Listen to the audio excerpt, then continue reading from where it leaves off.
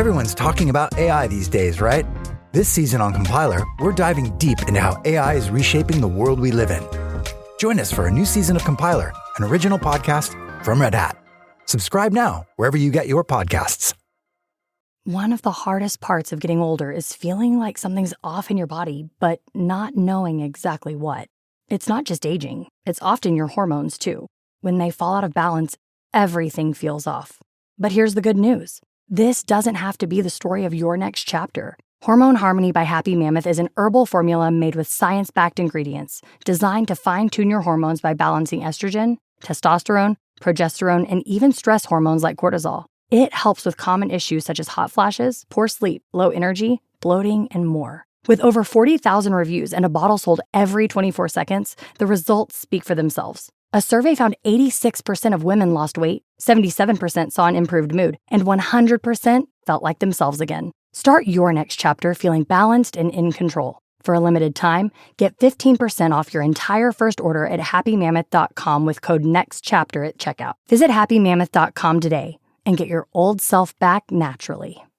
Coming up on episode 379 of Wheel Bearings, we've got the Kia Niro plug-in hybrid, the Ram 1500 RHO, the Honda Civic hybrid hatchback, Jaguar's new design direction with the Type 00 concept, the Toyota Corolla Cross gets an awesome new shade of red, Carlos Tavares is out at Stellantis, Genesis is going to Le Mans, Nissan's NACS adapter needs an adapter, the new Hyundai Palisade, Ion Dynamics has a mobile charger, and we talk about winter tires for West Virginia. All that and more coming up next.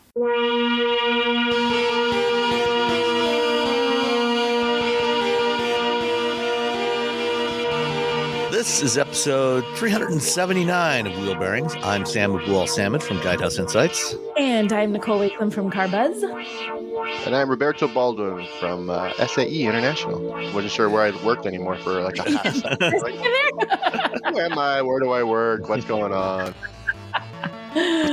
And I know you've got to dash out for a moment in just a couple of minutes, Nicole, yes. But you'll be right back. But why is it that you have to dash out? Because you're putting me on the spot, because I was making sourdough bread and we're recording on Saturday instead of Sunday, and I forgot, and it's going to be ready to put in the oven in a few minutes. I can't just let it sit there for 2 hours. Okay. Well, now that we've gotten our baked goods segment out of the way, how about if we start? Robbie, did you drive anything this week?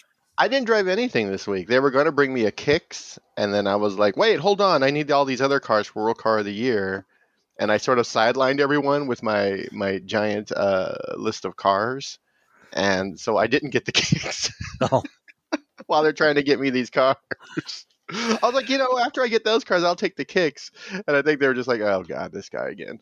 The fleet. The fleet our first world problems. I know, right? The fleet people here are actually really, really nice, and they're very accommodating. I'm just like, I need like these cars, and they're always like, all right, cool, yeah. And this time it was like 10, 15 cars. They're like, hold on.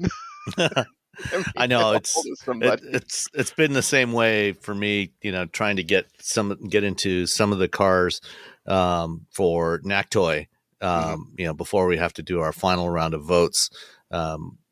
Trying to at least get a day or two, in everything. And finally, the last one on my list that I haven't driven yet is the Kia K4. And just got a note this week that they're finally getting one in the week of right after Christmas, I think. So I'm getting one for a couple of days, or maybe it's right before Christmas.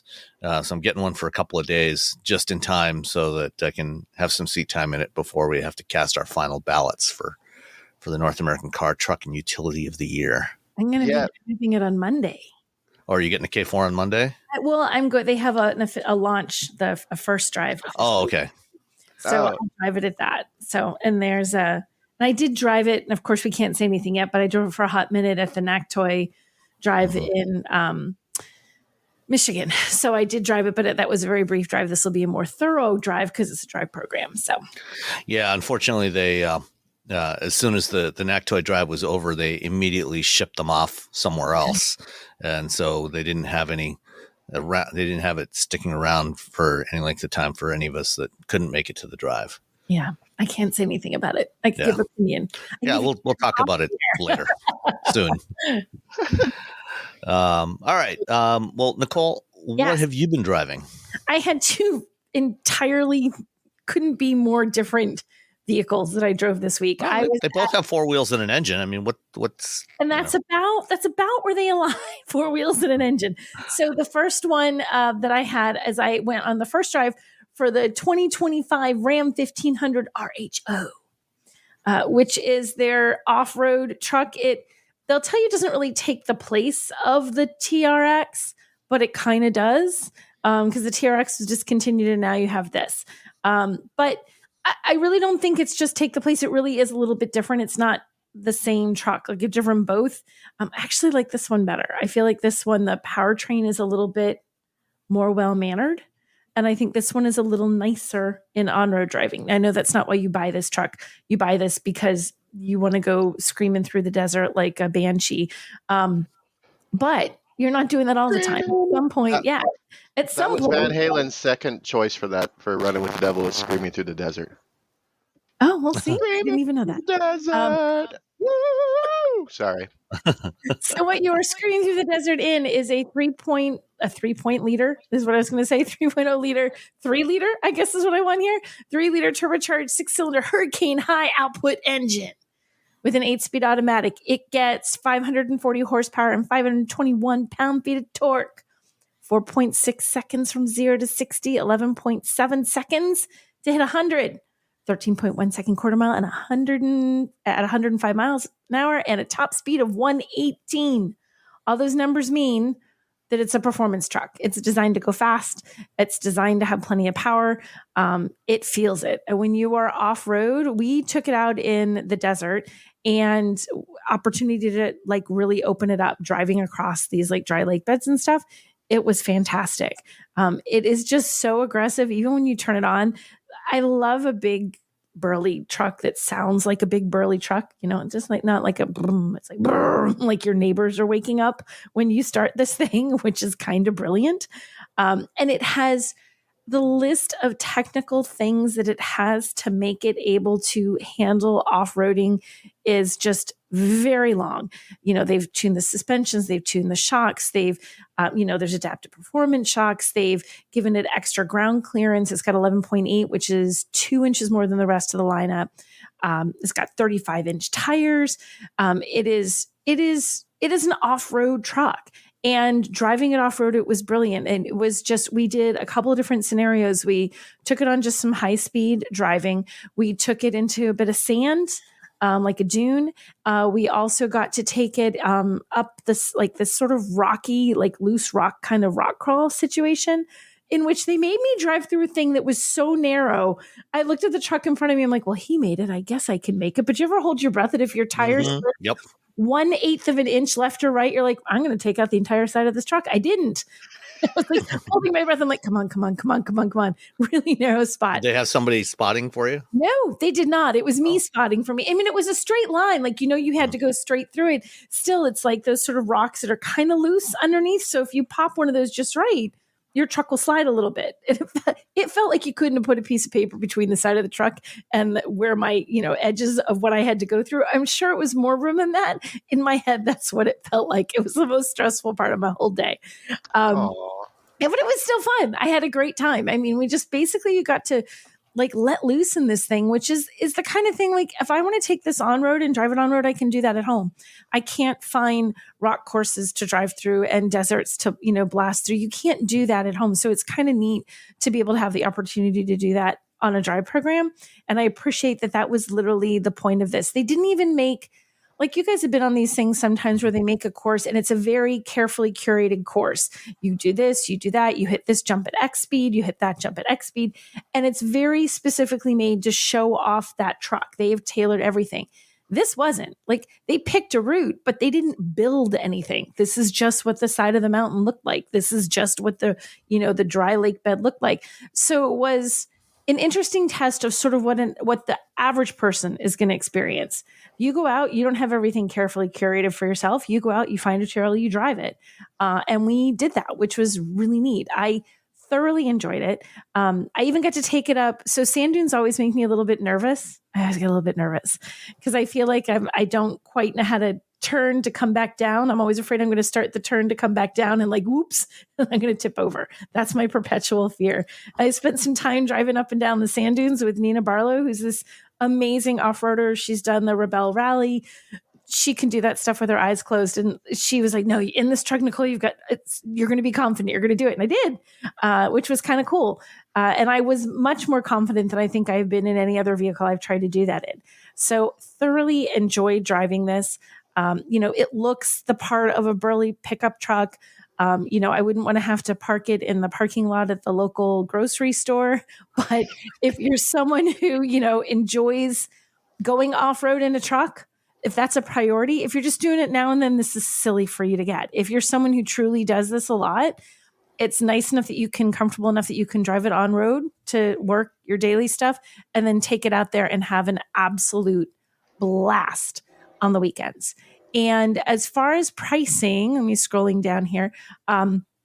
It's not as outrageous as you might think. It starts at $69,995, which again isn't cheap, but this is a really heavy duty off-road truck. Like it can do a lot. That's not a bad price.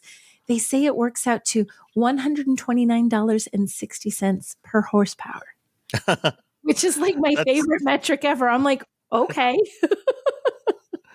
And I believe that $69,000 price point, and I'm double checking it right now, is actually cheaper than the standard V6 Raptor, F-150 Raptor. Yes, I don't have that number in front of me, but yes, I believe it is cheaper.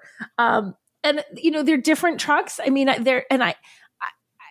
think a little bit's going to come down to what you like and how you like driving. But like in terms of pricing, that's what I mean. Getting into this for about $70,000, that's not a bad price. Oh, and for destination, what do you guys think for the destination fee on this guy? $2,195. Oh wait, 21. What? $2,195. I said 1,800. I think you guys are right in the middle. I'm not going to do math. 1995. Robbie wins it by $5. Okay, it was like I feel like that's almost down. I'm a winner. He's off by 195, and I was off by 200. Like when they're that close, my brain's like, "Oh God, I got to do math." I knew This is why you do a podcast with an engineer. Math. I remembered the Ram trucks for a while have always been, for several years now have been 1995 for delivery charge, but I couldn't remember if they raised the delivery price for the RHO because it's bigger and heavier. It's a monster. Yeah. I mean, it's a monster that I would drive. Like I really thought this is of the off-road trucks that I've driven, and I've driven quite a few. I like this one the best. Like I think because it did all the off-road stuff without being just horrible when we drove it on the bit of highway. Now, most of our driving was not highway or side road or whatever. It was, 95% of what we drove was off-road. But sometimes as soon as you take those back on the road, we're driving too, there's so much bounce. Like the suspension systems are just... Yeah, it's not really made for cruising around. Yeah, they're miserable. I'm like this, driving it on an actual road was not miserable, which I think was a neat thing for them to pull off because I was expecting it to feel like... Not miserable. Not miserable. Yeah, it was actually fun. So you could drive this daily driver and you could drive this as your weekend toy. And I would totally do that if I was a truck guy looking for a weekend toy. Although the only thing is daily driver. Fuel economy is about what you'd expect for something like that. 15. Yeah, that's city. 15, 21, 17. Yeah. Combined. It ain't the best, but it's also sort of it's not bad for the segment. Like if I was driving a Prius, that'd be a shocker. It's not a Prius, it's a giant truck. So yeah. And base price for the 2025 F-150 Raptor with the 3.5 V6 is $78,905. So it's $9,000 more. That's a huge difference. And the Raptor has 450 horsepower versus 540 in the RHO. So you're getting quite a bit more for your money with the RHO. Yeah. And I mean, even in that base, it comes with a really nice interior and nice features. It looks right. And then you can add things like you can add a carbon fiber treatment, I think, to the interior. And there's like red that you can add. But it's a good looking truck. Like you definitely get in it and it feels like a premium vehicle aside from all the components and stuff. It feels like you're driving a premium truck. So yeah. So I was a big fan. I enjoyed myself. What was the price you quoted for the dollars per horsepower for the RHO? $129.60 per horsepower is what the number that they gave me from Yieldy folks at Ram. And the Raptor, is $175.34 per horsepower. Okay. So that's a big chunk of change. Right? Yeah. So that's on the per horsepower level. That's probably why they picked that metric. I've literally never seen that called out that way. So it's stuck in my head. I'm like, well, that's a fun metric. I like that. Yeah. I mean, you said that, this is not a direct replacement for the TRX. Right. And it's not because, the TRX had 160 horsepower more than this from its supercharged Hellcat V8.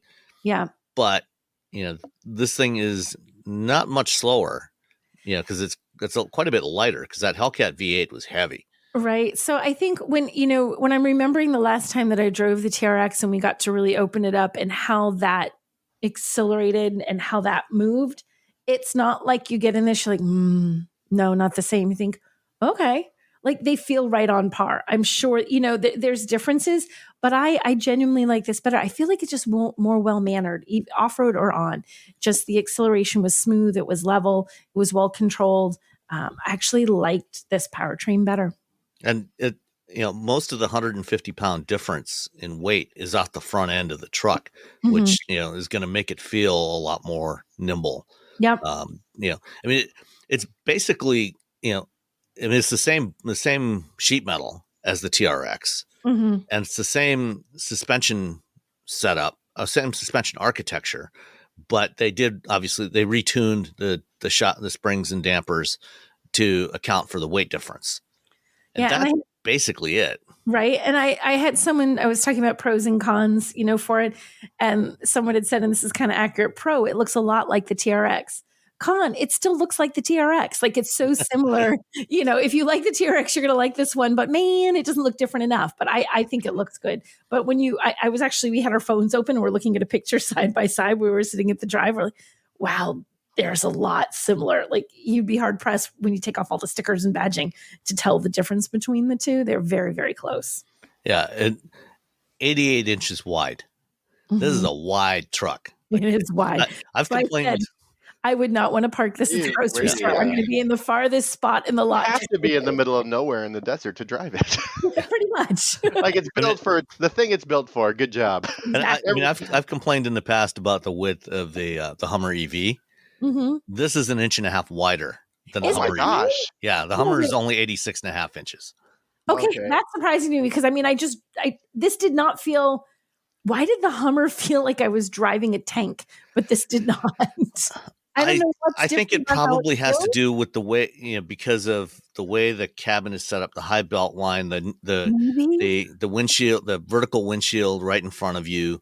Visibility out of the Hummer is a lot worse than what you get out of this thing. I think that's probably it, Sam. It's that visibility when you're sitting in the Ram, and especially the seats, you can really adjust them. So even in that off-road sort of rock crawly situation, you can see over the hood. Like you can see the edges see and judge where the edges of the vehicle are. I feel like in the Hummer, I'm like, I don't know. I could be a foot away. I could be driving over that car. Not entirely sure. And, the air suspension in the Hummer, I think it's about 15 inches of max ground clearance. So it's, more ground clearance. Yeah. But it also weighs like, almost 3,000 pounds more. Than this thing. It feels in every way. It feels so much bigger. This does not feel that big. This is a much more manageable. Yeah. I was going to say manageable little truck. It's still not little. It's a manageable truck though. So what was the other car that was just like this that you drove? So my other vehicle that's super duper similar in every conceivable way was the Honda Civic hybrid hatchback. Like the most opposite vehicles I could possibly drive in the same week. I'm like, I got home, I was like, whoa, okay, adjust your expectations, your sense of the vehicle around you. So this is actually on the list for NACTOY for the sedans. It's in the running in the final 3. So they, like you were talking about trying to get the vehicles in, they made a point of getting this to me so that I would have a chance to drive this ahead of voting. The hybrid is back this year. So this is a refresh. This isn't an all new this year. There's some cosmetic changes to update the styling, but the big deal on this is that they added back the hybrid engine. They didn't, because they've had a hybrid Civic before. It's back again. But it's essentially, it's still the same other than that engine. That's really the big thing that we've changed here. It has a nice roomy interior. The hatchback cuts a little bit. Like if you're really tall, I feel like that sort of that design kind of cuts into your headroom a little bit. But it's still not too bad. The hybrid, it has good cargo room too. It's got like 24 cubic feet behind the front row. They also have a nice large infotainment screen. So they have a 14-inch one that's, they have a 9-inch one or a 7-inch one. So the 7-inch screen is on base trims in the Civic. This gets a 9-inch screen, which is a lot smaller. Like, we're used to seeing these like 12 and 14-inch screens on things, but this isn't a huge car. I think if you put a screen that big on this, it would be like could be all you saw on the dashboard. So even though that sounds smaller than what some vehicles have, it actually is a decent size. And there's also Google built in, which is also a new thing. So that's kind of nice to have. In terms of the power, it's so different than driving the Ram. It's a 2-liter 4-cylinder gas engine is the base, which is 150 horsepower, 133 pound-feet of torque, which is really modest. The hybrid takes that up to 200 horsepower and 232 pound-feet of torque. I would go for the hybrid. It drives nicely. It has a CVT. Front-wheel drive only is probably the big drawback. We actually got snow here, so I took it out in the snow just to see how it would do, and honestly, it did pretty good. We had some like rutted, sort of icy roadways going on for a while the one morning, and it handled pretty well. I mean, you're on a front-wheel drive vehicle. It's not 4-wheel drive or all-wheel drive, but it wasn't horrible. I thought, okay, I could live with this. I put a nice, good pair of winter tires on there, and I'd be perfectly comfortable driving this. Yeah, party. Exactly. A little pair of Blizzaks, I'd be perfectly content. Actually, 4. You want 2 pairs of Blizzaks. Oh, I guess 2 pairs of Blizzaks. Yeah, a set. Yeah, you don't want to mix. Tires, different tires, front and rear. Listen. Nicole likes the party. Okay, that's all. I'm on the edge, Sam. Okay. He wants business in the front, party in the back. Blizzaks in the front. Exactly. Although, actually, growing up, that sort of thing was, in the 1970s when it was mostly rear-wheel drive cars. It actually was not uncommon for people to only put snow tires on the back, the rear axle on the drive wheels. So I remember would have summer tires on the front. So basically you would just understeer everywhere. You would just go straight into every snowbank. Whee! But no, I would put an entire set of winter tires on this car. It's not a sports car. It's got a responsive engine. It's fine. It gets up to speed. You're not going to have problems merging to traffic, but this is not a performance car at all. But it still is a very well-mannered, easygoing ride. It's very quiet, not the hybrid part, just in general. Minimal road noise and wind noise. It's a nice car to have passengers in. You can easily carry on a conversation. Even with Russ in the front seat, there was still room for someone to sit behind him. But if you put 6 foot and 6 foot, not a chance. It would be too tight. Mix your Russ and Robbie, no road trip. Yeah, you guys can't sit front and back. No, you have to sit next to each other in the vehicle.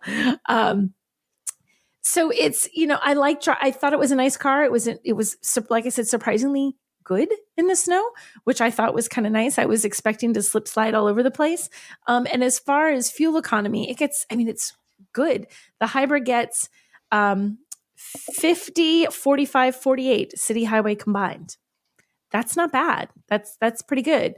If you go with just the gas engine, it drops a big chunk. Just to give you a comparison, it's 30, 38, 34. So you get a significant difference in fuel economy when you move up. So if that's your priority, if that's what you're looking for, this is a great option. Go with the hybrid engine. And I do think it's probably a better choice just in terms of ride and handling. The drawback here is that the Honda kind of comes at a premium, I think, for compared to other vehicles. So for pricing, there's only two trims. There's the Sport, which is $29,950, and the Sport Touring, which I had, which is $32,950. You guys want to guess on destination? Come on, Sam, you can do it. $13.95. Oh, I was going to say $12.95. Robbie wins again. It was only $1,095. These are way high today. And I just had this thing a couple of weeks ago, and I couldn't remember. And you forgot. He's like, DURDAY, Robbie. So when Robbie continues the song for himself. So $29,950 gets you into it. $32,950 gets you the larger screen and added features. That's not like it's a crazy price at all. But like if you look at the Corolla, for example, in a hybrid, it starts at just about $24,000. And but you know what? I've driven the Corolla hybrid. Yeah. I've driven the Civic hybrid. Yeah, you like the Civic hybrid? I would take the Civic over the Corolla. Well, yeah. No. I'm not saying the drive is, but in terms of a pricing proposition. Yeah. Like the nicest version of the Corolla hybrid tops out at $27,465. You want to guess a destination on that since I have it? $995. Robbie? He's really thinking. $11.95.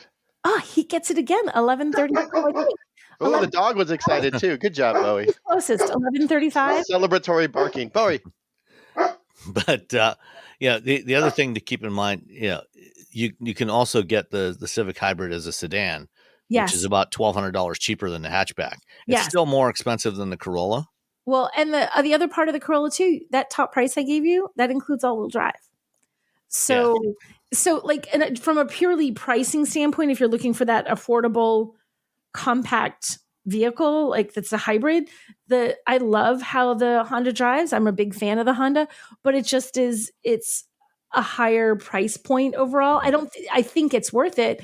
And in terms of fuel economy, you're looking at, you know what? I forgot to write down the hybrid fuel economy. I forgot. They're going to be in the same ballpark, like close to 50 miles per gallon. Yeah. So, I mean, if you're looking for a bargain, the Civic hybrid is not it. If you're looking for a compact hybrid that actually is really nice to drive, gets great fuel economy, and is halfway decent in the snow, even with front wheel drive, then the Civic, I would say go for it. I like the Civic a lot, and it was very comfortable to ride in. Mm-hmm. And I think the powertrain is a lot more pleasant than the Toyota hybrid powertrain. There's less of the motorboating effect that you get with the Toyotas, where, as soon as you touch the accelerator, it revs up to 4,000 RPM and sits there. And the engine in the Civic, or rather in the Corolla and the Prius, not the most pleasant sounding engine out there. Exactly. Like I really genuinely like how the Civic drives. It's all about the drive in this. Like you can look at all the other things, you look at the price, you look at the features, all that. But if you want something you're going to enjoy driving it, I think you're going to enjoy it more if you get the Civic versus the Corolla. So on that front, and it's still relatively affordable in the grand scheme of car prices today. So I would give it a big thumbs up. Yeah, and on the last generation Civic, they brought out the Insight, which was a Civic hybrid with some different sheet metal, but it was a Civic. Yeah, and that one, they only used a 1.4 liter engine in that one, and it had significantly less performance than this current generation. I think it was like 145 combined horsepower with the engine and the hybrid system, and this is 200. This one feels way more lively. Yeah, absolutely. All right, so two basically identical cars then, the Ram RHO and the Civic hybrid. Yeah, no difference. Just pick either one. They're totally the same. They both have four doors. They both have they both have an internal combustion engine. Yes. And four wheels. So, you can do basically the same things with both. Yeah, They it's just both a mix and match. essentially drive the way you want them to for the vehicles that they are. Yeah, exactly. Mm-hmm. They give you what you expect. They get That's the people true. what they want. Did you know you can support Wheel Bearings directly? Head to patreon.com/wheelbearingsmedia and you can become a patron today. Your contributions will help fund the platforms and tools we use to bring the podcast to you. And exclusives and improvements are already on the way thanks to your generosity. So if you want to be part of an automotive podcast like no other, head to patreon.com/wheelbearingsmedia. We've updated the Wheel Bearings merch store, and now there's a whole bunch of new choices, new colors, new styles, t-shirts, sweatshirts, hoodies, hats, mugs, travel mugs, stickers, aprons, tote bags, you name it. You can get your Wheel Bearings merch at shop.wheelbearings.media. Go check it out. That's shop.wheelbearings.media. Smartphones have gotten way more expensive over the past decade, and all it takes is one impact on a hard floor to make you wish you had spent a few bucks to put a case on it. Going online without ExpressVPN is like not having a case for your phone, and it only costs a few dollars a month. Nicole, Robbie, and I travel a lot for our work, and we spend a lot of time in hotels, coffee shops, airplanes, and of course the Delta Sky Club. Connecting to the Wi-Fi in any public places with shared Wi-Fi puts your data at risk because bad actors could be intercepting what you send and using it to steal from you. It only takes some cheap hardware to intercept Wi-Fi data, and even a smart preteen can do it. Hackers can make up to $1,000 per victim selling personal information on the dark web. ExpressVPN stops the bad guys by creating a secure, encrypted tunnel between your device and the internet. ExpressVPN uses state-of-the-art encryption that would take a supercomputer up to 1 billion years to crack. I have ExpressVPN on all my devices, including a MacBook Pro, Windows laptops and desktops, and Android and iOS phones and laptops, or tablets. When I want to be secure, I just launch the app, click once to connect, and my data is secure. As I said, I travel a lot for my work, and I have to connect to countless public Wi-Fi networks in many countries. I have ExpressVPN on all my connected devices so that whoever else is on the same network can't see any of my data. That's important because I often have to check banks, credit card accounts, and transmit client data that might be sensitive, as well as filing articles on news that might be under embargo. ExpressVPN protects all of it, and I've been paying for my own account for years. Secure your online data today by visiting expressvpn.com/wheelbearings. That's expressvpn.com/wheelbearings, and you can get an extra 4 months for free. expressvpn.com/wheelbearings. Everyone's talking about AI these days, right? This season on Compiler, we're diving deep into how AI is reshaping the world we live in. Join us for a new season of Compiler, an original podcast from Red Hat. Subscribe now wherever you get your podcasts. One of the hardest parts of getting older is feeling like something's off in your body, but not knowing exactly what. It's not just aging, it's often your hormones too. When they fall out of balance, everything feels off. But here's the good news. This doesn't have to be the story of your next chapter. Hormone Harmony by Happy Mammoth is an herbal formula made with science-backed ingredients designed to fine-tune your hormones by balancing estrogen, testosterone, progesterone, and even stress hormones like cortisol. It helps with common issues such as hot flashes, poor sleep, low energy, bloating, and more. With over 40,000 reviews and a bottle sold every 24 seconds, the results speak for themselves. A survey found 86% of women lost weight, 77% saw an improved mood, and 100% felt like themselves again. Start your next chapter feeling balanced and in control. For a limited time, get 15% off your entire first order at happymammoth.com with code NEXTCHAPTER at checkout. Visit happymammoth.com today and get your old self back naturally. Okay. I also had basically the same car as well. I only had this one for a little over a day, a little over 24 hours as a gap filler, because I had one vehicle when I had the Carnival last week that had to go back on Monday because they had another loan scheduled, and my next car wasn't coming till the Rivian R1S that I'll talk about next time wasn't available till the following day. So they gave me a 2024 Kia Niro plug-in hybrid SX Touring trim for probably about 27, 28 hours total. before I swapped it for the Rivian. And I've driven the Niro EV before. I've driven the Niro hybrid before, in the current generation Niro. I had the Niro plug-in hybrid in the first generation Niro, but this is the first time I think that I've had this particular combination of the current generation with the plug-in hybrid. And the powertrain is actually not fundamentally different from the first generation model. So it's a 1.6 liter naturally aspirated 4-cylinder, and an electric motor that is built into the 6-speed automatic transmission. And let me go back and find that page here with the specs. And so the engine itself is only 105 horsepower, which is not a lot. But the electric motor provides, there's about 8 kilowatts from the integrated starter generator, and then the motor itself is another 62 kilowatts, so about 84 horsepower from the electric motor. So the total combined output is what? I had it here.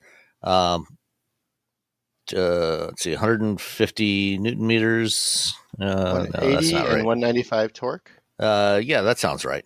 There we go. Yeah, I'm on the site. Okay, look at that. I'm helping. Yeah, the way they have the spec sheet set up is a little confusing. They don't break everything out nicely.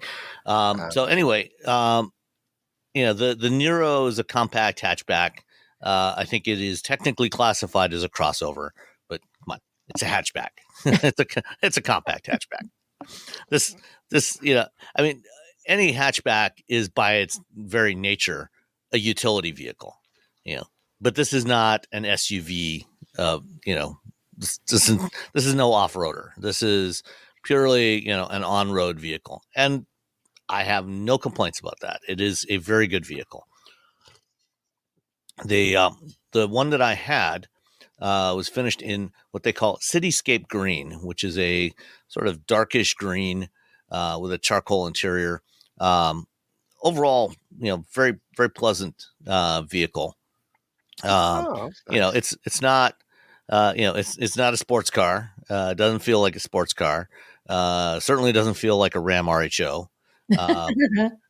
The relatively modest battery of only 11.1 kilowatt hours means that it is not especially heavy, which is good. That helps the performance a little bit, helps the efficiency, but it also means the electric driving range is about 34 miles on a charge, which again, as we've talked about many times before, 30 to 40 miles of electric range is going to meet most people's needs for what they actually do in daily driving. Mm-hmm. So if you plug this thing in, and with that size of battery, you can plug it into a 120 volt outlet, your standard 120 volt outlet, and it comes with a charging cable, and it will charge up, fully in about 3 hours or so. With the 120, it'll be about 6 hours. So when you come home at night, you plug it in, you go in the morning, you got a full battery. You're going to be able to do most of your daily driving without using any gas.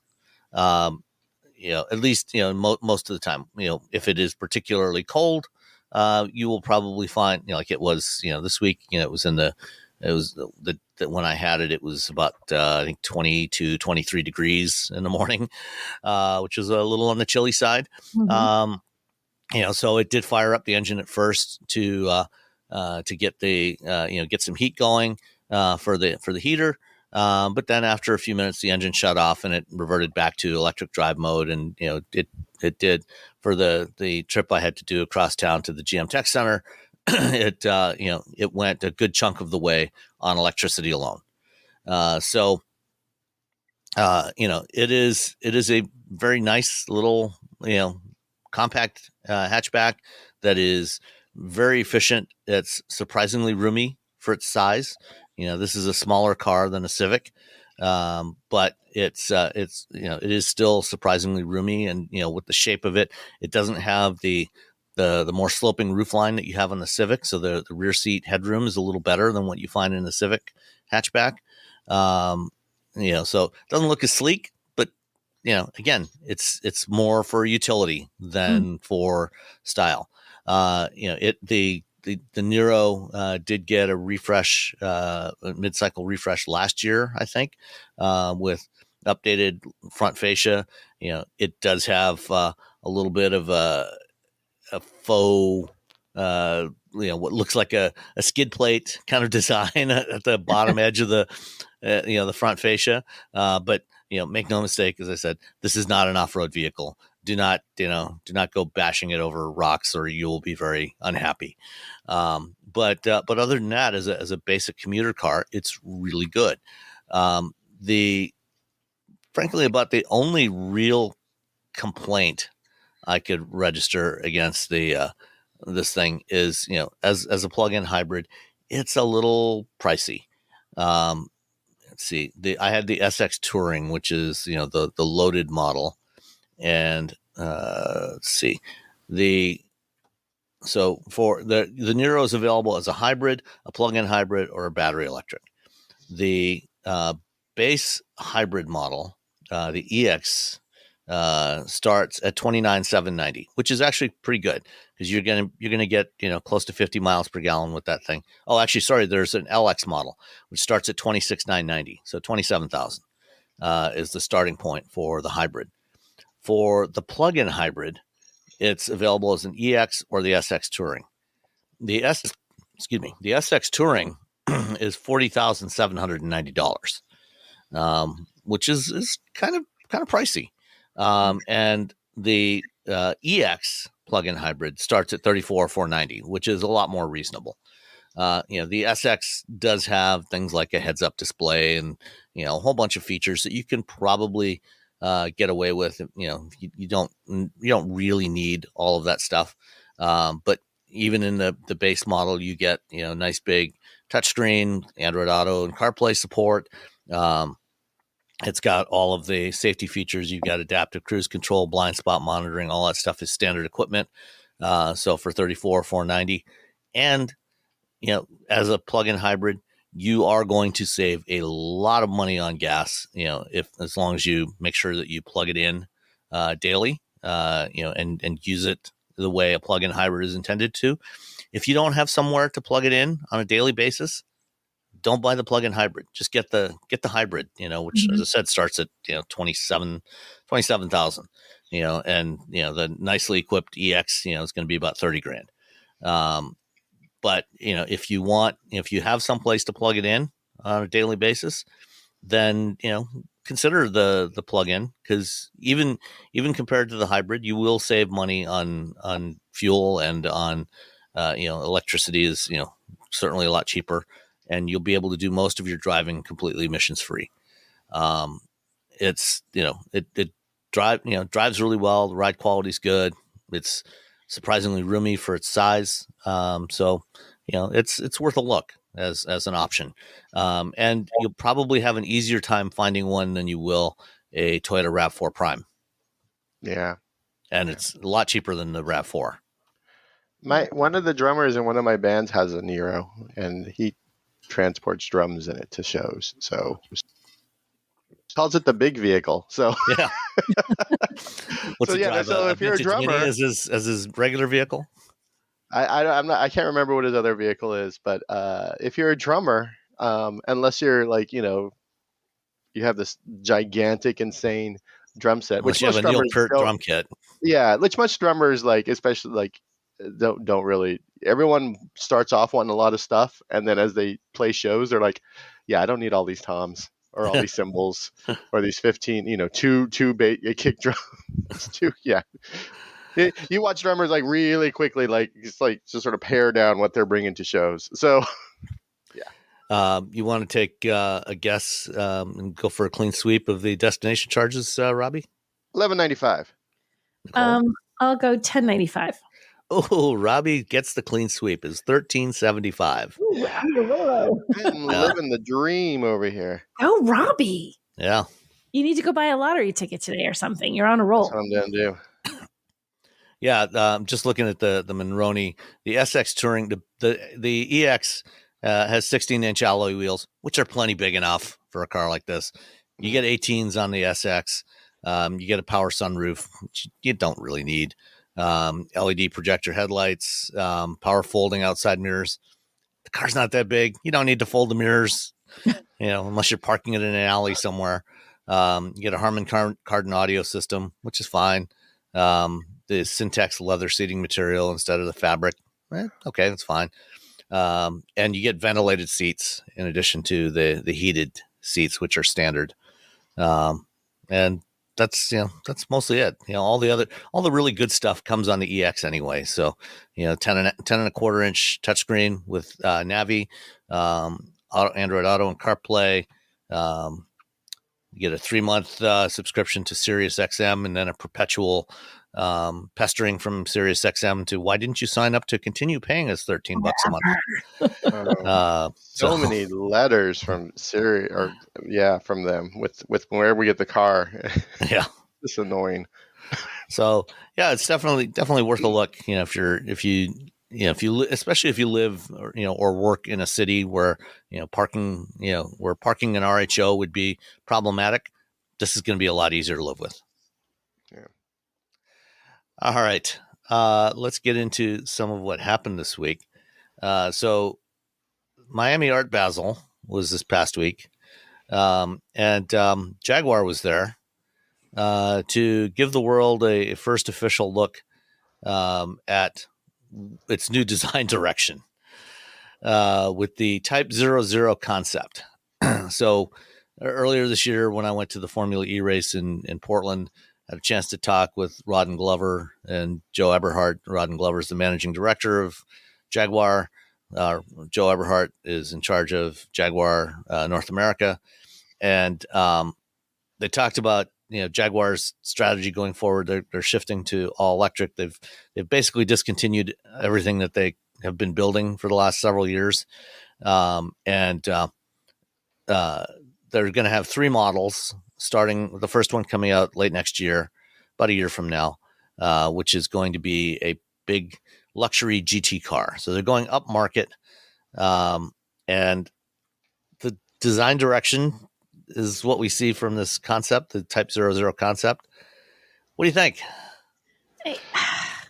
That's sigh is all we need. I'm fine with it. I made a Batman, the animated series, I made it black and I put Batman next to it, and everyone's like, oh, that's really nice. Yeah. So you know what? So it's not like I hate it. It is weird. It's so, and people go back and forth between things. This is innovative and this is groundbreaking, and it's just, and what does Jaguar have to lose, because their sales have not been great, right? They've been pretty dismal, to be honest. Right? So they've got to do something. So if you've got nothing to lose, then go for it.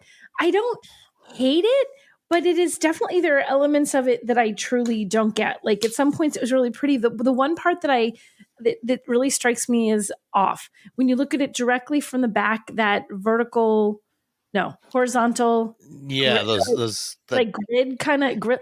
It looks like some kind of heating register in your house. That's exactly what I was going to say. It looks like the forced hot air intake vents that I have in my house on the back. And and I saw pictures of it, because I kept seeing their photos look very rendery, and I looked at photos of people who were at the event that they put up, and I thought, gosh, it doesn't really strike me as any better in actual photos. And now the thing with this is a concept in the truest sense of the word. Like, they're not turning this into a vehicle. It sort of almost seems like it's like an exercise in design, and that's really it. So elements, I think, will make it, but I don't think this specifically is going to make it, is it? We did see a few weeks back, I think it was while you were away, Nicole, there were some spy photos from Autocar that basically had the same overall profile. No, I kind of thought that, but I was kind of hoping. I remember, because I kind of was thinking it can't actually look that weirdly blocky, but it could. Yeah, I mean, that one was camoed, Yeah. But they kind of the really long hood, the sloping rear, that basic profile was what was there. I don't know how I feel about this. I don't hate it. I really don't hate it. It's just perplexing to me, and that maybe that's it. I don't hate it, but I don't look at it and immediately think, wow, that's really a super appealing vehicle. Like it feels a little mismatched. Like it's not cohesive. Did you like it, Robbie? It's fine. It looks like was it Art Deco, throwback to like early vehicles. That's pretty much what it is. Is it going to come to the market like that?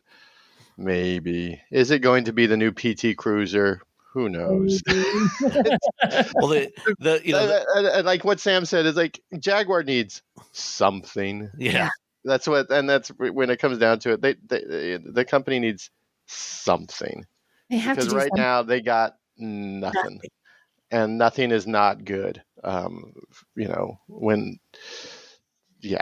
So It was interesting looking what all of our colleagues said in the different stories and things that were written, and it seemed to go down two sides. People who were really like, and I don't say this I say this in like a real, like design nerds. They're all about design. Like design is the epitome. They're like, oh, this is like, they were really into the design. Like, oh, and they wax poetic about the design. Everybody else is like, I don't know. See, the problem is I'm a big design nerd. So I'm like, oh, this is fine. I think people just want to, Jaguar has like sort of messed up for so long. Sort of messed up. Just and this is not to say Jaguar doesn't know what they're doing, maybe, but they it's like Nissan. Like Nissan needs, I think Jaguar and Nissan could like hang out together, like at the bar, and be like, oh my god, what are you doing? They're like, well, we made a car that sort of looks like we're making Art Deco designs. And what'd you do? We're like, well, we got the kicks, and then we made, we brought the Z back, but it doesn't feel as nice as it should. And it's just like, like okay, it's you kind of want these. You don't want these brands to go away because a lot of people have a lot of jobs, and the more brands, it means more competition. But at the same time, you're just like, well, let's see. I mean, maybe it'll work, maybe it won't. You're kind of rooting for them, but at the same time, you're looking at what they're doing. You're like, well, okay, maybe it'll be all right. So I pulled up the spy photos that were in Autocar a few weeks ago, and it does. When you look at the profile shots, it does have a similar profile. But the actual running vehicle, the prototype, the wheels are, as you would expect, going from concept to production. The wheels are a little bit smaller. The wheel arches are a little bit smaller. The front axle is, on the concept is pushed way out to the front, and there's almost no overhang. It looks like on the production model, the front axle is pulled back a little bit, so the proportions are, feel slightly less extreme. And then the other big difference is that the production model, instead of the dihedral doors, 2 doors that you have on the concept, it'll be a 4-door with probably more conventional doors. I remember this piece of this that I can't figure out looking at this concept when you look at it in profile is whatever's happening, like where on the back, like there's this bump. Yeah. I can't figure out what that either is. That to really confuse us, or is there something actually there? Because it's a strange little like extra bump on the back where the rear window would be. The sort of hump. Like profile? The hump. What is the little hump? I don't know. That's just to give it a little bit more rear headroom. So kind of like, do you remember the first generation Porsche Panamera? Okay. Not as extreme as that, but the first gen Panamera, had this kind of humpback shape to it because at the time the CEO of Porsche at the time, Wendland Wedeking, he was 6'4". And one of the criteria was that he had to be able to fit comfortably in the back seat. So it had this kind of weird humpback profile to it that was not particularly attractive, but he could sit comfortably in the back seat of that car. Subsequently, so this car was made for Robbie then. Yeah. Subsequently, he was fired, and when they did the second gen Panamera, they went to a sleeker profile. So yeah, I mean this is probably to account for tall people riding in the back seat.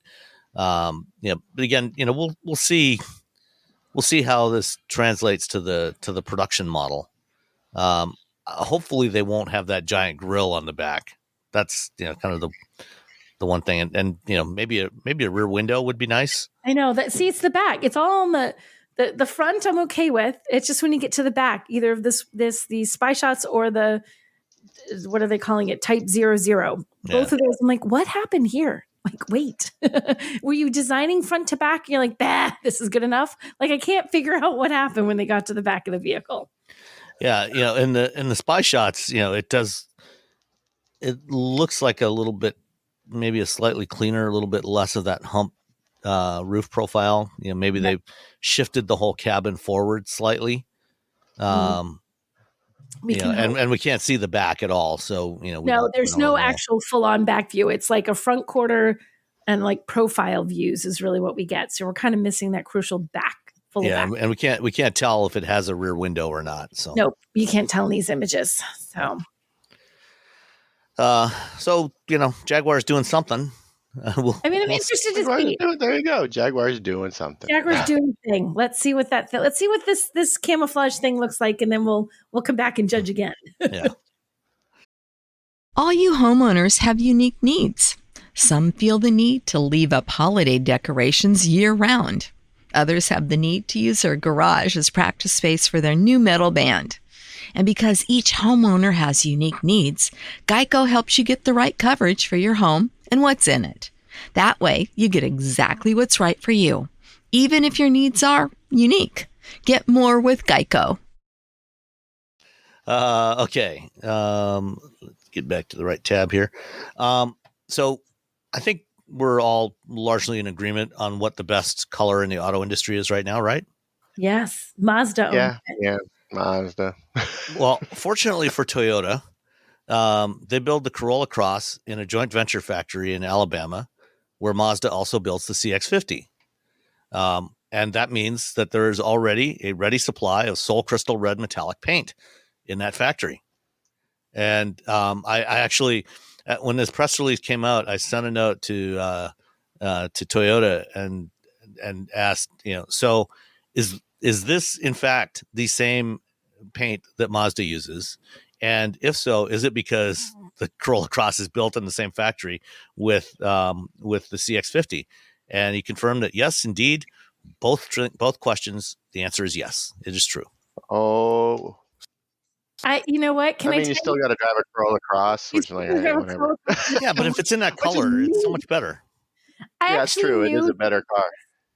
I actually knew this news a while ago, and I'm not going to say which of the two OEMs involved accidentally told me, but they said it, and I said, I'm sorry, what? And they went, oh my gosh. I'm like, I'll just pretend that was under embargo. So they told me, and I was just waiting. That's nice. I would have just written an article. No, I'm not going to, when an OEM makes a mistake, and like, you're like, oh, crud, please embargo that. I'm like, I'm not going to throw you under the bus there. So I knew this was coming, and I was so excited. That's the best news ever. I wanted to go to all the companies, though. I want everybody to have it, not just Toyota. Give it to everyone. License it out. Open source it. Yeah, or license it. Mazda, you'll make a mint.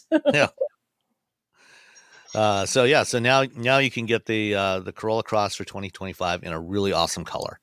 Mm-hmm. It's still a Corolla Cross, which is not a bad thing. It's not a terrible car. It's a decent little crossover. But it's so much better in Sol Crystal red. Definitely. All right. There's been some more change in the executive ranks at Stellantis. Moments after I hit publish last week on last week's episode of Wheel Bearings, I saw a headline popped up in my inbox that Carlos Tavares was leaving as CEO of Stellantis. And this comes like, a month and a half after the board of directors unanimously endorsed him to stay on until the end of his current contract in early 2026. So now Tavares is out, and there was celebration aplenty, I think, in Auburn Hills this week. Yeah, I don't think anybody is sad about this. I hope that it actually means good things for Stellantis. I hope so. I've heard, from various sources that, part of the reason why Stellantis pricing, like especially Ram and Jeep pricing had gotten so out of hand in the last couple of years was because of a push from Tavares to maximize profits, to get maximum margin out of all these vehicles. And so, we've seen significant price increases. We've seen a lot of stuff priced really high, particularly for Jeep and Ram. And now, we're starting to see some of that get pulled back. Antonio Filosa, who was brought in earlier this year as the CEO of Jeep, and then more recently in September, I think he was also named COO for Stellantis North America. One of the first things he did, when he took over the Jeep job, was to pull back on pricing on a bunch of models, and particularly the Wrangler, and now more recently on the Wagoneers. They for the 2025 Wagoneers, they cut the pricing significantly. I think they recognize that, but Tavares was antagonistic to a lot of stakeholders, to the union, to Chrysler or Stellantis' suppliers, to dealers. Pretty much everybody was upset with him. And so the board finally said, okay, that's enough. You're gone. It'll be interesting to see how this rolls out with who takes over, because I know they have that interim board right now. It'll be interesting to see what happens the next couple of months. I mean, it said they were already on the lookout for his replacement. So you wonder how far into that process they actually were, if it's like not even close and they just said, forget it, we're just going to call it anyway, Yeah, well, I think one thing that I saw that was interesting, I think it was in the automotive news story. Somebody that they talked to, about who should be the new COO or the new CEO. Somebody actually, or is it here? Let's see.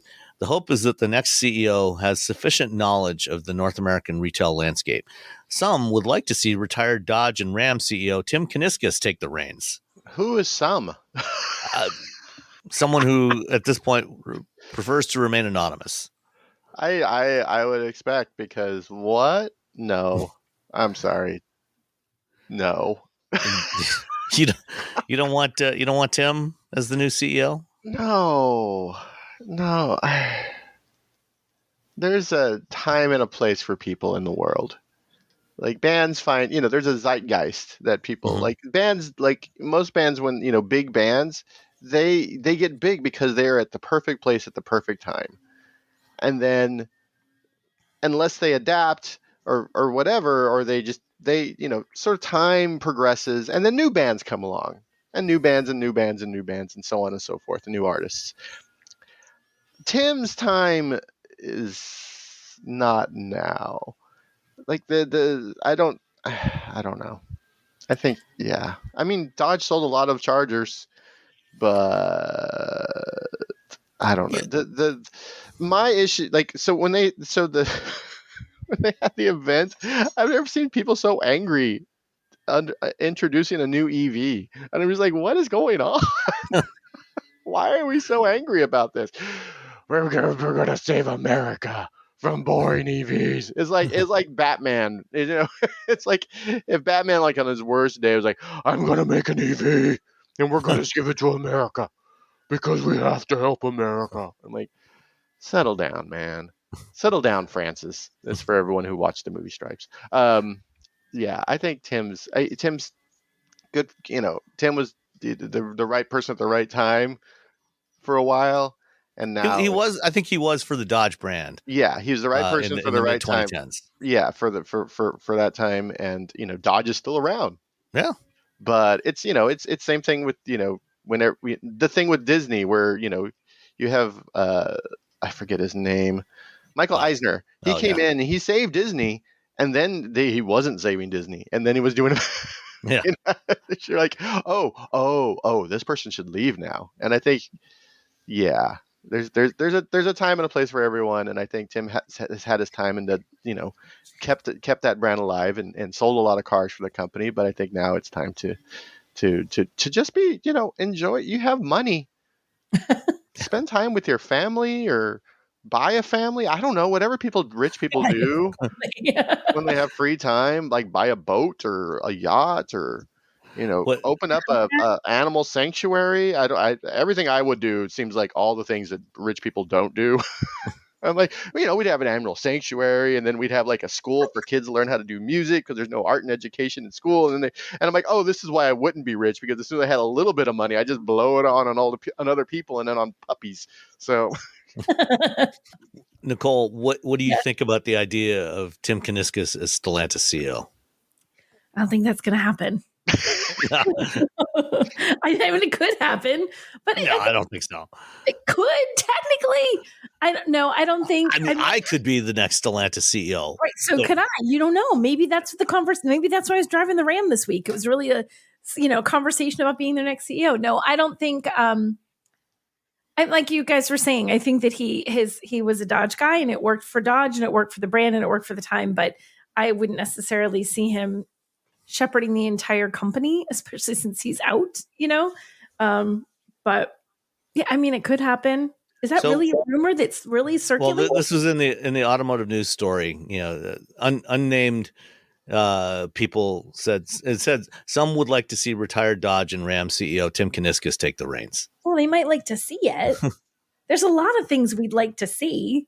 Yeah, that's true. There are a lot of things. There's a lot of things we like to see. That doesn't mean I'd like to see a taco truck on every corner. That's what I would like to see. Now, that's a great idea. You should be CEO. All right, I would like to see a taco truck at every charging station. How about that? How about we just the bare minimum of every time I show up to a charging station, there is a taco truck there. I mean, who do we have to talk to about making Robbie the CEO if he can make that happen? They're like, how does he control? You don't have any control over taco trucks or charging stations. You know what? I run Stellantis. I do. Yeah, I mean, if you were CEO of Stellantis is an investor in Iona. They're also getting their dealers to put in charging stations. So between Iona and the charging stations, or the dealer charging stations, just put a taco truck at every one of those locations. That is a very good start. Look at that. And then if you can do that for Iona and for Stellantis dealers in North America, the competitors will all see that. The other, Electrify America, EVgo, ChargePoint, they will see what you've done and how amazing an idea that is. And the next thing you know, there will be taco trucks everywhere. It'll be the standard that you can always get tacos at a charging station. Yeah. It would become the norm. And years from now, they're like, I wonder how this started. And someone will say, there was this guy. And then in 20 years, I'll be out of touch and an idiot. And I'll say, we should have blah, blah. And I'll say something stupid. And then there'll be a podcast where someone's like, maybe we should get rid of this guy. I mean, it was great that he brought us taco trucks, but what is going on with him? On. The taco truck thing is past. Yeah. No one wants built-in kites in their car. What is he doing? Every Dodge Charger is going to come with a kite. And you're like, what? So then, who should be CEO? Any thoughts? Oh gosh. Who would you like to see as CEO of Stellantis? I don't have a person in mind. I really don't. It's hard looking at, the executive thing is such a trick because there's so much involved in it. There's so much politics involved behind the scenes in picking CEOs. And I have no idea. What's Dr. Z doing? Yeah, I mean, he's already had his opportunity to decontent and cheapify the interior of North American Chrysler products. I don't think we want to go back there again. Yeah, but he looks so cool. All right. Well, we'll keep watching this situation. Right now, this interim executive council includes John Elkann, who is the chairman of the board, and scion of the family that owned Fiat, and then also Antonio Filosa, the North American COO, and a couple of other people that I don't know have been publicly named yet. So I think they want to appoint a new CEO as soon as possible. They don't want to leave the situation hanging out there. So we'll see what happens. Stellantis is 2025 is going to be a very interesting year for Stellantis because they're launching a bunch of EVs in North America. They're getting back into hybrids, and they're going to have a new CEO hopefully. Yeah, they'll be fine. Hopefully. It's going to be a big year. Hopefully it's a big year in all the right ways, not the wrong ways, right? Yeah, exactly. Stellantis, Jaguar. I mean, you got to good luck. So this week, Genesis announced they're getting into racing. They're going to be doing an LMDH race car going to Le Mans starting in 2026. This is the LMDH class that runs or LMDH rules cars that run in the hypercar class for the World Endurance Championship, and then also the GTP class here in North America in IMSA. So these are hybrid prototypes, and Genesis is there's going to be a Genesis branded race car for the first time. Hyundai's been involved in motorsports for a while with their TCR cars, their touring cars, and also in the World Rally Championship. But this is the first time for Genesis. What do you think about Genesis? Is this the right way to promote the Genesis brand? I don't think it's necessarily a bad way, especially like they're calling this Genesis Magma Racing, and their whole Magma line is supposed to be their sort of high performance line that they're coming out with.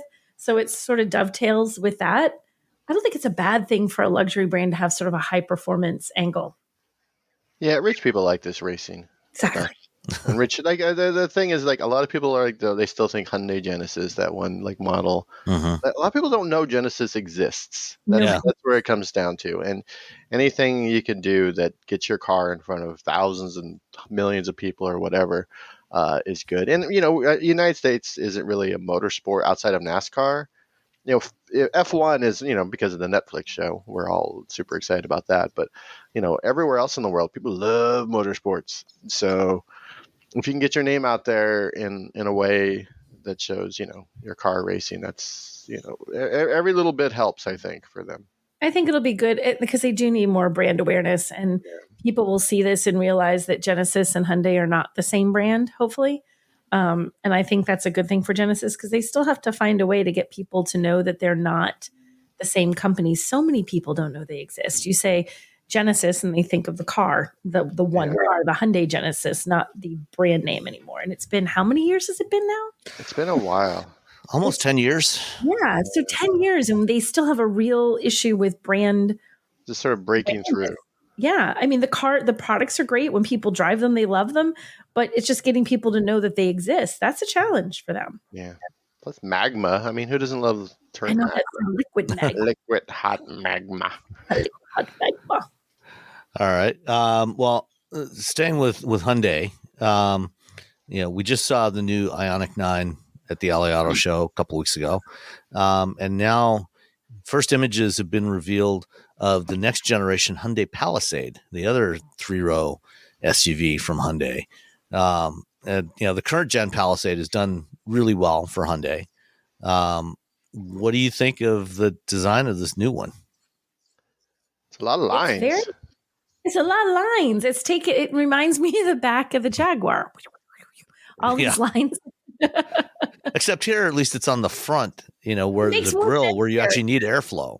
Yeah, there's lines in the back. I don't know. It looks good. It looks cool. Like, that's the thing, is that the Hyundai and Genesis and Kia, the whole Hyundai Motor Group, like, they just taking big design swings. And I would say for the most part, they land really well. Like, this is like, oh, this is kind of weird. But then you're like, oh, this is kind of cool.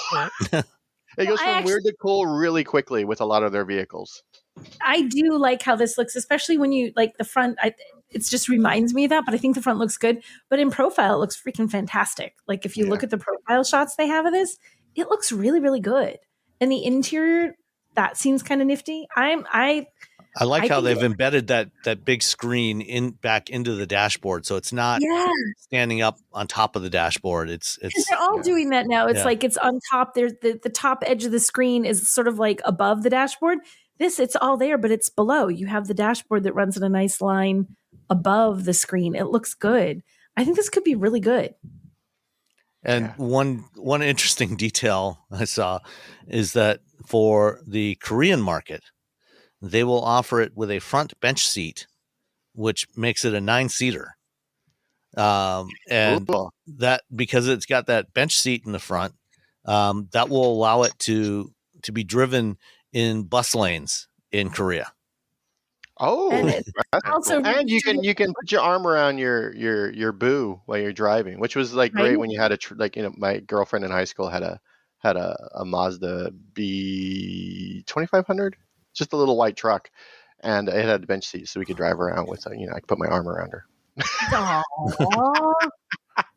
Can't do that. That's like, it's really hard. You got to reach across like a console. You can touch someone's shoulder. That's about it.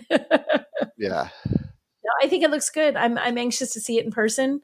But I think this looks good. Yeah. All right. And let's see. Nissan is the latest automaker to announce that they're at least one of their EVs is getting support to charge at Tesla Supercharger stations.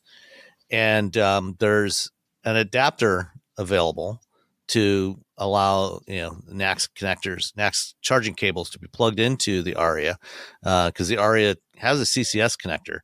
But oddly, this one actually requires 2 adapters, because the way that Nissan implemented the CCS port on the Ariya, most of them, if you look at them, the bottom part where the 2 big DC pins are, there's usually like one. It's usually molded like one solid block of plastic around, so it's like an oval, and you've got the 2 holes for the 2 DC charging pins, and it just goes, it's nice and stiff that way. For some reason, Nissan picked a connector where there's basically 2 separate round plastic moldings around the DC charge pins. So there's not as much material there, which may have been slightly cheaper to manufacture. But it's also not going to be quite as stiff as the CCS ports on literally every other EV. And so when you get the adapter, the NACS adapter from Nissan, they also give you another little piece of plastic, a wedge-shaped piece of plastic that you are instructed to shove in between the 2 DC charge pins, which I'm guessing, is just designed to make the whole thing, more like one big block and make it a little bit stiffer, because now you got more weight hanging off the end of this connector with the adapter, and then the charge cable from the charger all hanging off of that. It's a little odd, but it's something you only actually need to do once. You don't have to put this thing in and out every time you use it. You can just stick it in and leave it there, because it's not going to pop out. All the other CCS charge cables are just, they're going to fit on it just fine. Yeah. What a weird decision. There's this is one of the reasons why where I work, they have standards for these sort of things. Yeah. Like for J3400, there's a for the port, for the plug, they're actually trying to shave off like some of the plastic, so because there's so much more power coming through those versus what Tesla was putting out there. So they're like removing some of the plastic, so there's less arc. And when I was talking to Rodney McGee about it, he's like, some of them are leaving it on there for like AC charging. He's like, because that's not enough power. But when you're going above 500 volts, you kind of want to like not have just one giant front flat, flush surface, because you get water and mud and whatever. So just shaving some of that stuff off makes such a difference. And it's, standard, Joe. I'm looking at that tiny little piece of plastic and wondering, it looks very small. How soon is it going to be before you lose that? You just, as soon as you get it, you shove it in your car. You just run out and you just set it and forget it. Yeah. Yes. My guess is it's probably designed to be fairly tight in there. It's a fairly snug fit. So, you're going to shove it in once, and it's ideally it shouldn't be very loose. But you could also just, take some crazy glue when you put it in there. Is that part of the engineering specs for that, Sam? Crazy glue? I don't know, but if I had an Ariya, I would probably just crazy glue the thing in there, because there's no reason once you put it in, there's no reason for it to ever be removed. Yeah, I'm hoping it stays put. That would make me nervous. Look at that little piece of plastic, thinking it's going to get knocked out, and you're going to go to charge, and be like, cry. Well, plus, the other thing is, when you look at the ports on most of these, including the Ariya, they're usually not totally horizontal. They're usually angled up slightly. And so when you shove that in there, it's not just going straight horizontally across into that gap. It's going down slightly. So it's, gravity is going to help keep it in there to some degree. You say so. I hope. We'll see. If people start snapping the charging ports on their Arias when they stick the NACS adapter on there, we'll find out. Whoops. Yeah. All right. One last charging related item.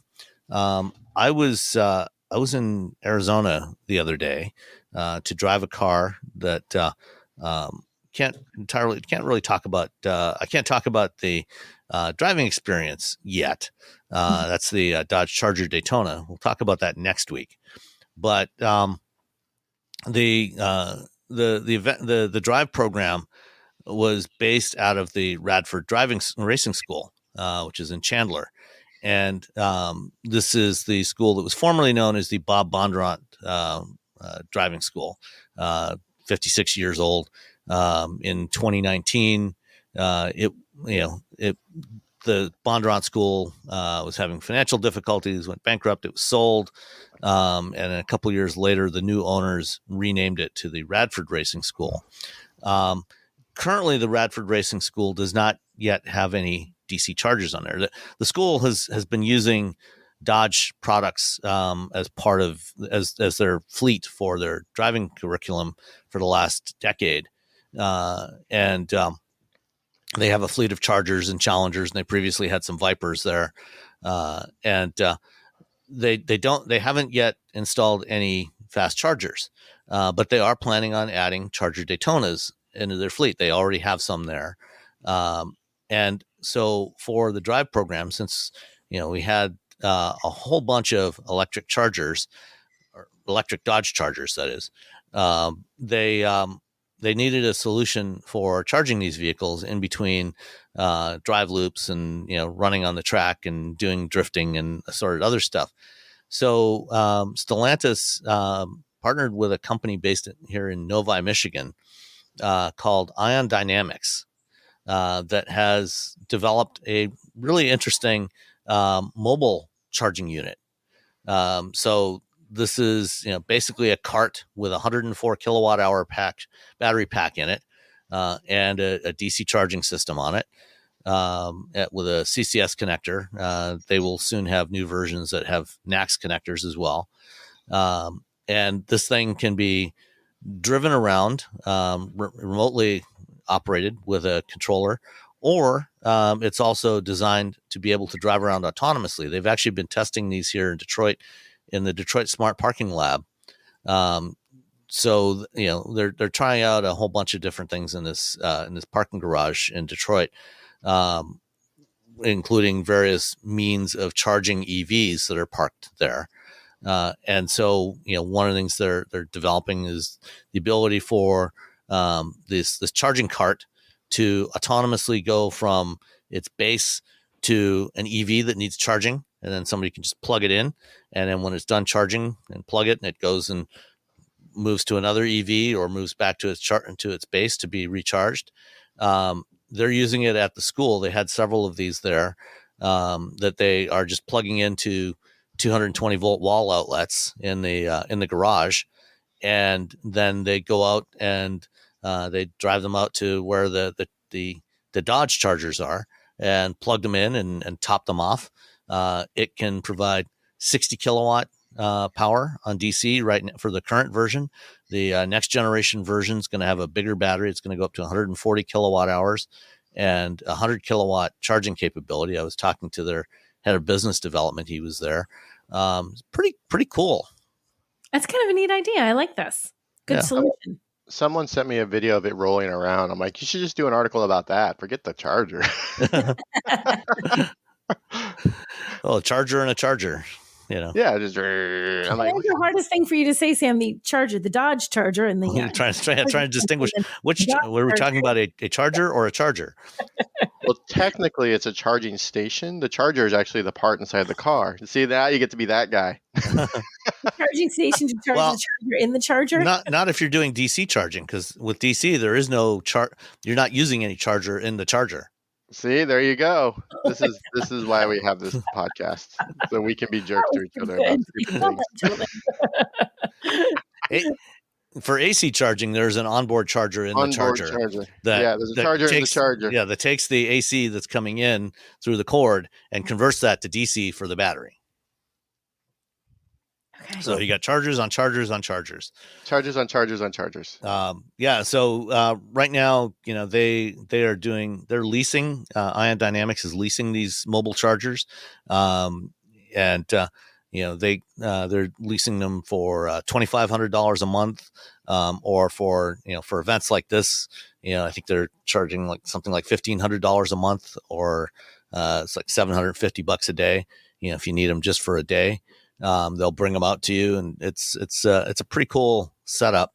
Because a lot of the EV drive programs we've been doing over the last couple of years, they're often in places where there is a dearth of public charging infrastructure or even private charging infrastructure, like the Honda Prologue drive earlier this year in Healdsburg, California. Despite being in California, there's no DC chargers in Healdsburg.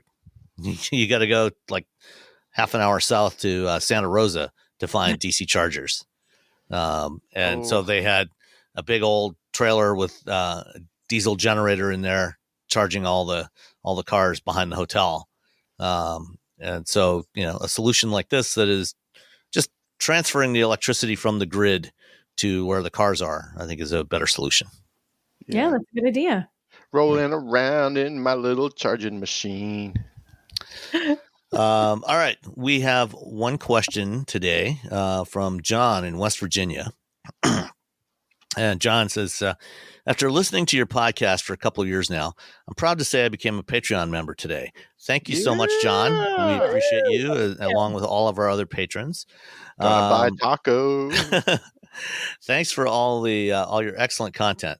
I'm wondering if you have a recommendation for what winter tires to get for a VW ID4. I live in the eastern panhandle of West Virginia, which sees a few days of icy or snowy road conditions in the winter season. But for most of the winter, the roads are dry and perfectly fine to drive on. Is there a tire that's kind of a compromise between an all-season and true winter tire that will perform better than an all-season in the occasional snow we get, but which will not compromise range too much, given that we have far more days of normal road conditions than not in the winter? Or would you just recommend going all in on a winter tire for safety and dealing with the slight reduction in range? Thanks so much. So let's answer that first. Do either of you have any thoughts on this one? So you can get all seasons that have like this thing called the Tri-Peak Snow Rating. So it's it's not a snow tire, but it's like, so you're not getting like Blizzaks. You're not, because you probably, it sounds like you don't need Blizzaks, to be honest. But you can get these all seasons with this Tri. And so I think I've driven them, and they worked really well. Yeah, No, I don't think I have driven them. I'm sorry. I was thinking the same thing. Instead of going with a full-on winter tire, which you're going to see a decrease in range, and and I know I did do some research, and there are some that are eco-focused, and you have to find the exact right one to work with the size of the tires you have, blah, blah, blah, all that kind of thing. But there are eco-focused ones that actually focus on doing like a low rolling resistance, but are still winter tires, believe it or not.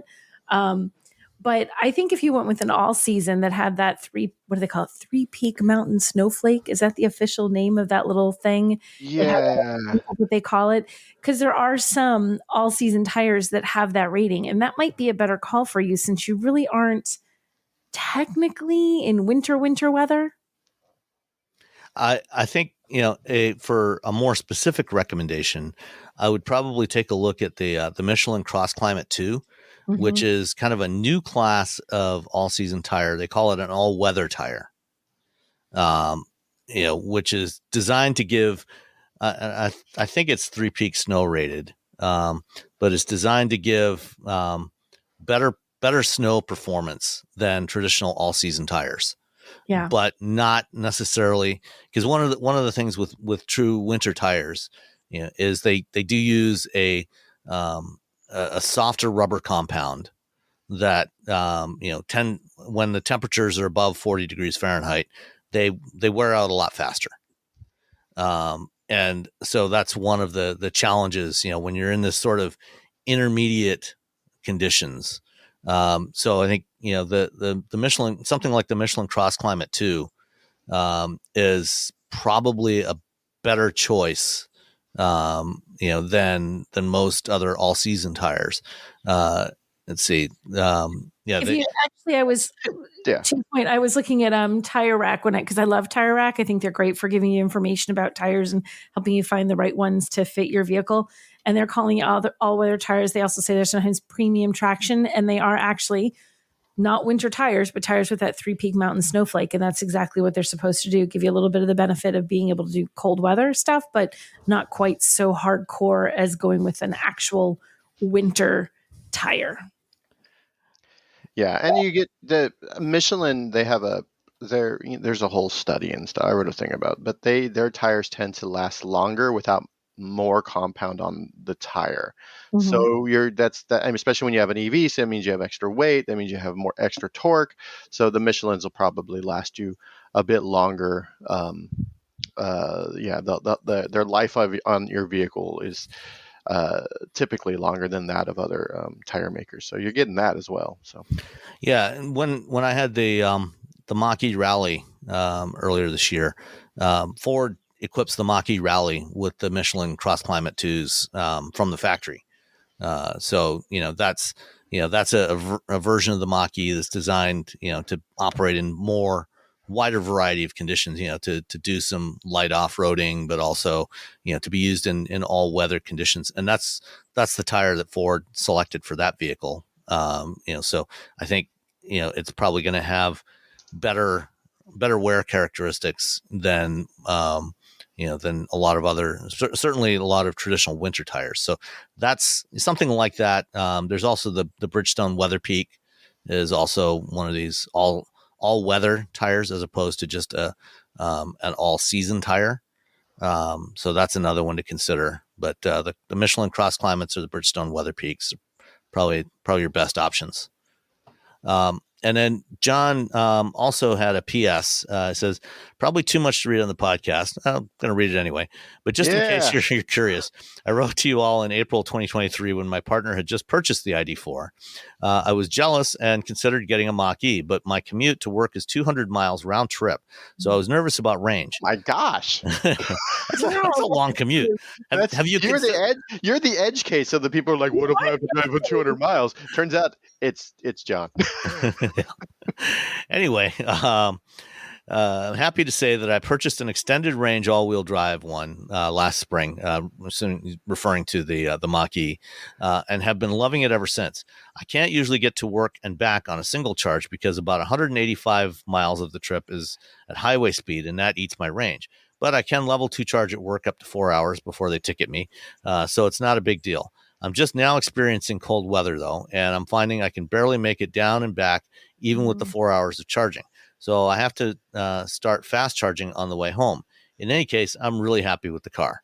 Ooh. So when you're fast charging when you're that 4 hours of charging, set a if you're leaving in that 4 hours, no, he's probably getting there and then charging it and then putting it somewhere for the last 4 hours of work. Never mind. Because if you do the charging, the AC charging, the last 4 hours of your work, if you set it to precondition your vehicle right before you leave. So let's say you leave at 5. If you said, "Oh, I'm leaving at 5," the vehicle will warm up, which means it'll warm up the battery, it'll warm up the cabin, it'll warm up everything. So you'll get better range on your way home. But I'm guessing you're probably charging your vehicle when you get there and then moving it on your lunch break. So, yeah. Yeah. But if you can charge it in the afternoon, that's a good solution. Yeah. And I'm guessing, I don't know. Well, and also precondition in the morning. If you're charging at home, preconditioning, tell it you're leaving at like 9 a.m. every day, and or 8 a.m. or I don't know, 200 miles. Take advantage of it at home in the morning. Yeah. Yeah. So, I don't know, exactly, where you're driving to, but, a lot of West Virginia tends to be very mountainous, so that's also going to eat into your range, climbing hills. You're going to get some back from regen, but, so yeah, that's something to consider, if, as an alternative to fast charging on the way home every day, because, that the cost of that can add up as well. So, there's some solutions. Do you get free charging for those 4 hours? Because that's pretty dope. A lot of companies do that. Yeah. That'd be pretty nice. Yeah. And I don't know what the Mach-E deal is. I know the Hyundais and the Volkswagens and the BMWs, you get like X amount of time on a EA charging. Yeah, Ford. I think Ford gives you like 250 kilowatt hours of free charging on EA. Oh, okay. So it's not very much. Yeah, I get 30 minutes. For John, it would be about a week. Yeah. I get 30 minutes of free charging on the Ioniq 5, which means I've driven to LA and back and Palm Springs and back and Bakersfield and back multiple times for free. No money. Yeah. But that's only for 3 years. But of course, your lease will be up by then, so it doesn't matter. My lease will be gone. Who cares? Yeah. All right. So that's it for this week. I think I forgot to mention last week that I have updated the wheel bearings merch store. It's moved it to a different vendor. We have a lot more stuff available now. Updated the designs a little bit. So there's t-shirts, there's hoodies, there's mugs, there's tank tops, if you like that, polo shirts, hats, stickers, all kinds of stuff. So shop.wheelbearings.media will take you there. And if you any orders you do before December 13th, so before the end of this week as we're recording, you get 25% off your order. So you can save some money, and they will try and get it to you before the holidays, before Christmas. Excellent. Yeah. So check it out. Shop.wheelbearings.media. Show your support for the show. Yay. I got some stickers arriving today. Ooh. Yeah. So I'll have to add a sticker to my bag before I head off to Munich tomorrow. There you go. Oh yeah, you're going to Munich. Yeah. Yeah. All right. We'll see you all, we'll talk to you all next time. Bye. We'll see you. We're watching you. Bye. Everyone's talking about AI these days, right? This season on Compiler, we're diving deep into how AI is reshaping the world we live in. Join us for a new season of Compiler, an original podcast from Red Hat. Subscribe now wherever you get your podcasts. With so many options, why choose Arizona State University? For me, the only online option was ASU because of the quality. Their faculty was really involved with their students and care about your personal journey. The dedication to my personal development from my professors, that's been extremely valuable to me. Earn your degree from the nation's most innovative university. Online. That's a degree better. Explore more than 300 undergraduate, graduate, and certificate programs at asuonline.asu.edu.